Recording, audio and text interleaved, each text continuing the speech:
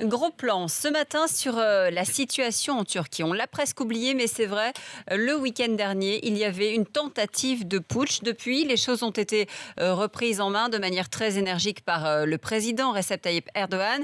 De l'extérieur, ça avait l'air assez compliqué en tout cas, plutôt une dérive autoritaire, Barthélémy Bolo.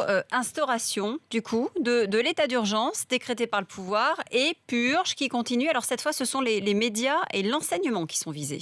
Oui, et cette purge, elle prend des proportions impressionnantes. Hier, le Conseil supérieur de l'enseignement a demandé à 1500 recteurs de démissionner. 15 000 fonctionnaires du ministère de l'Éducation nationale sont suspendus. Dans les médias, les chaînes accusées d'être proches des putschistes n'ont plus le droit d'émettre. En mars dernier, déjà, le pouvoir avait muselé la presse des grands quotidiens. Depuis la tentative de coup d'État vendredi dernier, le nettoyage continue pour reprendre, ce sont les mots du gouvernement turc. Près de 10 500 personnes ont été placées en garde à vue, plus de 4 000 en détention selon le décompte officiel. Au total, depuis une semaine, 55 000 personnes ont été arrêtées, suspendues ou limogées selon l'agence France Presse. Et puis il y a autre chose, Barthélémy, c'est que le président turc veut manifestement, avec cette purge, déloger tous les sympathisants ou supposés sympathisants de Fethullah Gülen. Oui, parce que c'est lui qui est accusé par le pouvoir d'être au cœur de cette tentative de coup d'État.